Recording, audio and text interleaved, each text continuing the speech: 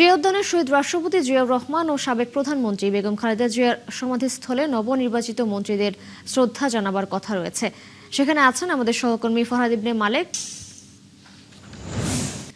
ফরহাদ, মন্ত্রীরা কখন নাগাদ আসতে পারেন শ্রদ্ধা জানাতে, জানাবেন সেখানকার চিত্র।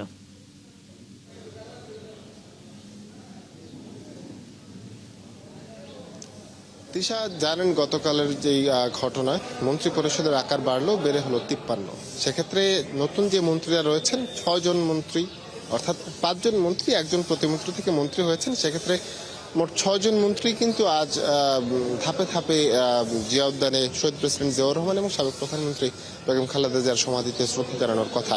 এর অংশ হিসেবে আজ প্রথম শ্রদ্ধা নিবেদন করেছেন পার্বত্য চট্টগ্রাম বিষয়ক মন্ত্রী সাচিন টুজেরি। তিনি এসেছিলেন এবং তিনি আমাদেরকে জানিয়েছেন যে তিনি প্রধানমন্ত্রী তারেক রহমানের যেই মিশন ভিশন রয়েছে পার্বত্য চট্টগ্রাম বিষয়ক মন্ত্রণালয় নিয়ে, পার্বত্য জেলাগুলো নিয়ে, ক্ষুদ্র নৃগোষ্ঠীদের নিয়ে, তিনি সেই তার যেই মিশন ভিশন রয়েছে সেই মিশন ভিশনকে তিনি গুরুত্ব দিয়ে এগোতে চান এবং একজন কর্মীর মতন তিনি কাজ করতে চান জানিয়েছেন। পাশাপাশি অন্যান্য মন্ত্রী যারা রয়েছেন তারাও আজকে আসবেন। নিশ্চয়ই আপনি জানেন যে আরও মন্ত্রী রয়েছেন 5 জন। এছাড়া আফরোজা খানম রিতাকে বেসামরিক বিমান পর্যটন থেকে তাকে বদলি করে তাকে খাদ্য মন্ত্রণালয় দেওয়া হয়েছে।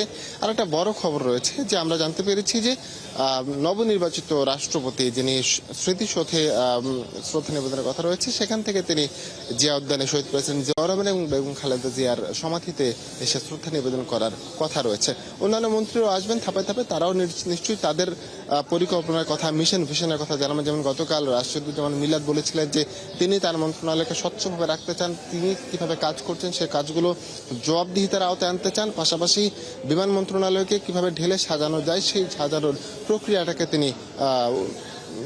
প্রক্রিয়াকে তিনি অনুসরণ করতে চান। অন্যান্য মন্ত্রীরা রয়েছেন, আমরা তাদের কথাও জানবো, তাদের কথা আপনাদের জানানোর চেষ্টা করবো। তবে সে পর্যন্ত তাদের আসার অপেক্ষায় রয়েছে আমরা। তিশা। ফরহাদ, ধন্যবাদ আপনাকে যুক্ত হওয়ার জন্য। দর্শক, জিয়া উদ্যান থেকে যুক্ত ছিলেন সহকর্মী ফরহাদ ইবনে মালেক।